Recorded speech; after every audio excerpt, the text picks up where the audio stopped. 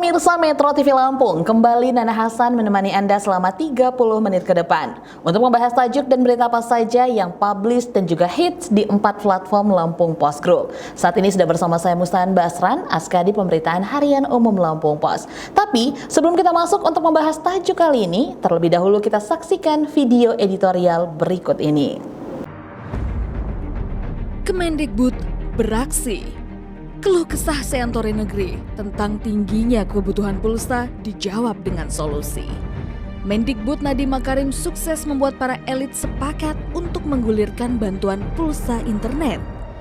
Sejak pandemi melanda, kegiatan belajar mengajar tatap muka dihapus. Pembelajaran dikemas jarak jauh melalui daring. Namun, ketika dilakoni, ada sejumlah faktor yang membuat PJJ tidak berjalan mulus. Kendala itu terkait jaringan listrik dan internet, serta kepemilikan gawai. Cerita tentang sulitnya masyarakat membeli kuota internet jadi kisah paling banyak. Kalangan menengah ke bawah sangat kesulitan membeli kuota. Mereka harus mendahulukan urusan perut yang juga terancam karena dampak corona. Masyarakat terbebani biaya pembelajaran daring yang sudah berlangsung sekitar setengah tahun lamanya.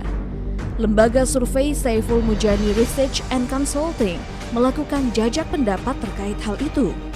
Sebanyak 87% responden memiliki anggota keluarga yang sekolah atau kuliah. Dari jumlah itu, sebanyak 67% diantaranya menyatakan biaya belajar daring memberatkan. Ada 47% responden mengaku keberatan mengeluarkan biaya lebih dari Rp100.000 untuk belajar daring per bulan. Sedangkan 52% responden lainnya mengaku keberatan mengeluarkan biaya belajar daring sebesar Rp100.000 per bulan. Guna membantu masyarakat, pemerintah menyiapkan subsidi kuota internet selama masa pembelajaran jarak jauh sebesar Rp9 triliun. Anggaran tersebut akan menyasar peserta didik dan tenaga pendidik. Jumlah peserta didik di Indonesia berjumlah 44.570.744 siswa yang terdiri atas siswa SD 24.742.996, siswa SMP 9.916.128, siswa SMA 4.851.331 dan siswa SMK 5.060.289. Sementara jumlah guru sebanyak 2.786.125 orang. Pada jenjang pendidikan tinggi, jumlah mahasiswa lebih dari 6,3 juta orang dan dosen 296.040 orang.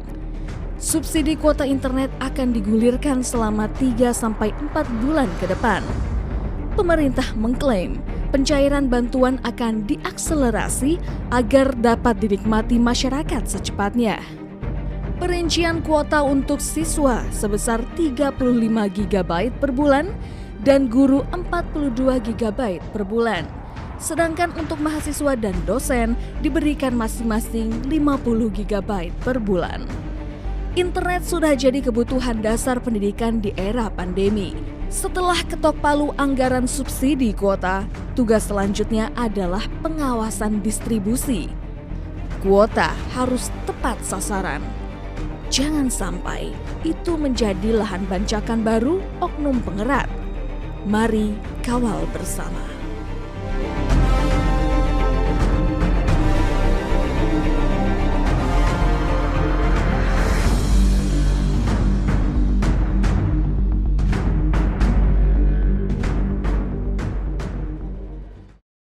Baik Bang Aan, apa yang menjadi sorotan dalam tajuk Lampung Post kali ini? Kali ini Lampung Post menyoroti tentang kuota memuluskan pendidikan.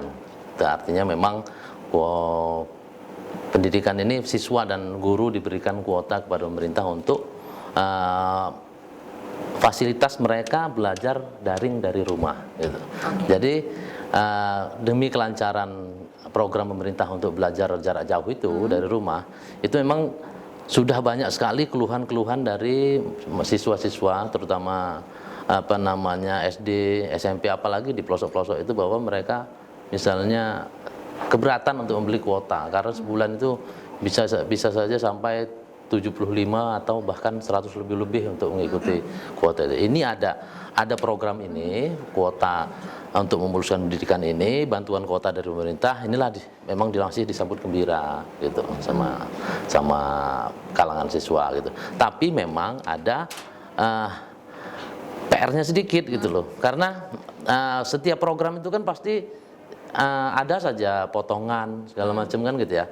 Nah, inilah yang jadi PR.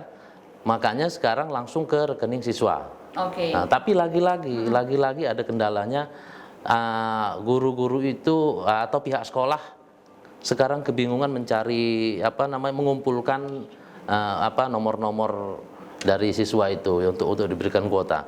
Dan setelah itu apakah memang kuota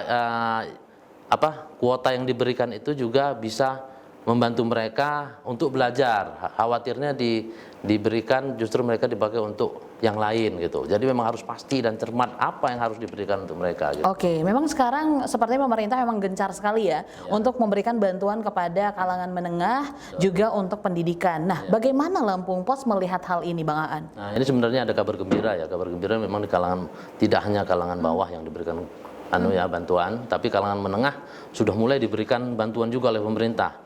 Misalnya salah satunya pekerja. Pekerja diberikan 600.000 per bulan selama 4 bulan gitu. Kemudian selain pekerja ada juga guru honorer. Kemudian tenaga kerja sukarela di pegawai pemerintahan, bahkan tenaga kerja non PNS di universitas pun diberikan mereka. Nah, yang paling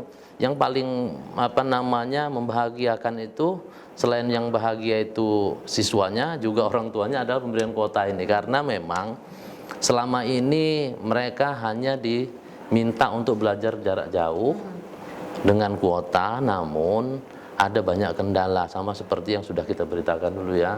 Beberapa waktu itu mereka harus ke sarang ular untuk menebeng, menumpang wifi-nya kos-kosan itu kan sangat menyakitkan, apalagi dunia pendidikan yang katanya memang pemerintah memberikan akses luas-luasnya untuk kalangan pendidikan sebab mereka adalah generasi penerus bangsa gitu ya. Mereka calon-calon pemimpin yang akan memimpin di masa mendatang gitu. Nah, inilah yang jadi tunggu-tunggu mereka untuk bagaimana memberikan sekolah daring itu supaya lancar gitu. Oke, Bang Aan, kita tahan dulu, nanti kita akan lanjut kembali. Kita membahas tentang bagaimana skema penyaluran dari bantuan untuk kuota ini. Pemirsa Metro TV Lampung, jangan kemana-mana, kami akan kembali sesaat lagi, tetaplah bersama kami.